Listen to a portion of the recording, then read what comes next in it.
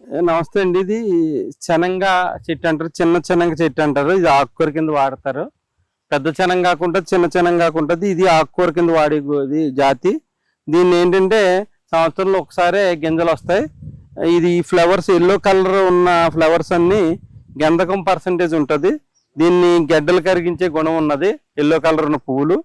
దాంతోపాటు ఈ ఆకుల్ని కోసి దీన్ని సమానంగా పుదీనా కలిపి పచ్చడి కింద నూరుకుంటారు.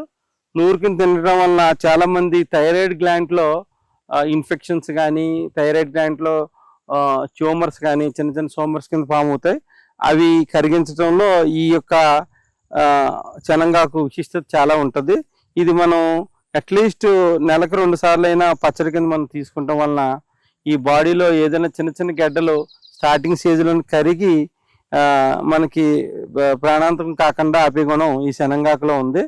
దీన్ని అరుదుగా విత్తనాలు దొరుకుతూ ఉంటాయండి. ఈ నవంబర్ నెలలో వస్తాయి ఈ గింజలు.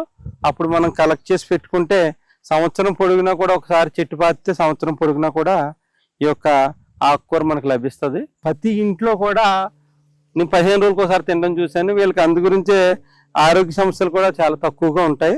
మేము అందరూ కూడా ఈ యొక్క మొక్క యొక్క విశిష్టత తెలుసుకుని అందుబాటులో ఉన్నప్పుడు విత్తనాలు అవి సేకరించుకుని తింటూ ఉంటే మంచి ఆరోగ్యాన్ని సంతరించుకుంటే ఉపయోగపడుతుంది. మీరు చెప్పిన తర్వాత నాకు ఒకటి అర్థమైంది.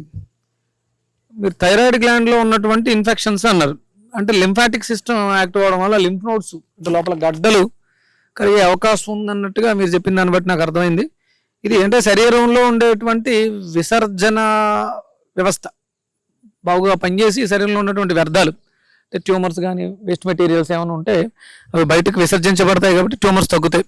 తద్వారా పరిపూర్ణమైనటువంటి ఆరోగ్యం లభిస్తుందని సుధాకర్ రెడ్డి గారు, ఆయుర్వేదం సుధాకర్ రెడ్డి గారు చెప్పడంతో నాకు అర్థమైంది. నమస్తే అండి.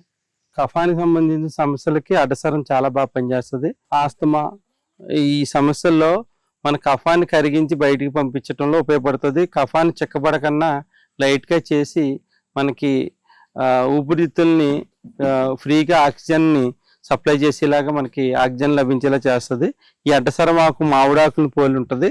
ఈ యొక్క అడ్డసరం ఆకుని 2 ఆకులు, ఒక చిన్న అల్లం ముక్క, 2 మిరియాలు కలిపి డికాషన్ చేసి కొంచెం బెల్లం కలిపి డికాషన్ చేసి తీసుకుంటాం వలన ఊపిరితిత్తుల్లో పెరిగిపోయిన కఫము చిక్కపడకన్నా దాని ఆక్సిజన్ ఊపిరితిత్తులు మనకి కఫంతో క్లోజ్ అవ్వకన్నా ఓపెన్ అయ్యి ఫ్రీగా ఉంటుందండి.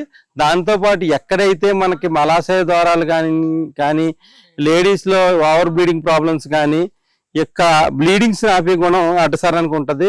ఎవరైతే గాయం తగిలిన వెంటనే అడ్డసరం ఆకు రసం పిండగానే వెంటనే రక్తం కూడా కట్టెడిపోతుందండి.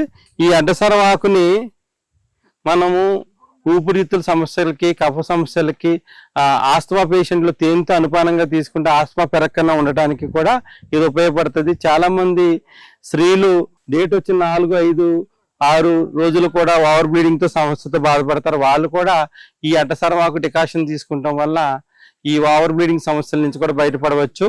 దీన్ని మనం హోమ్ రెమెడీ కింద ఎట్లా చేసుకోవచ్చు అంటే, అడ్డసరం ఆకుని ఒక 50 గ్రాములు తీసుకుని పౌడర్ కింద చేసి 150 గ్రాములు తేనె కలిపి దాంట్లో 1 టీ స్పూన్ సొంటి పొడి, 1/4 స్పూన్ మిరియాల పొడి కలిపి ఉంచుకుని రోజు పరగడుపుని నాకటం వలన కఫ సమస్యలతో బాధపడే వాళ్ళకి కఫ సమస్యలు కూడా తగ్గుతాయి. ఈ యొక్క అడ్డసరాన్ని ప్రతి ఇంట్లో కూడా ఉండాలి. ఈ అడ్డసరం ఉండటం వల్ల ఇంట్లోకి దోమలు రాకుండా కూడా నివారించడానికి కూడా ఈ అడ్డసరం ఆకు ఉపయోగపడుతుంది. ఇది మన ఇంట్లో, మన పెరట్లో ఉండవలసిన మొక్క. ఇది ఎటువంటి వాటర్ కూడా అవసరం లేకుండా పెరిగే మొక్క. ఈ యొక్క అడ్డసరాన్ని ఈ విధంగా ఉపయోగించుకుని ఆరోగ్యం సంతరించుకుంటారని ఆశిస్తూ సెలవు తీసుకుంటాం.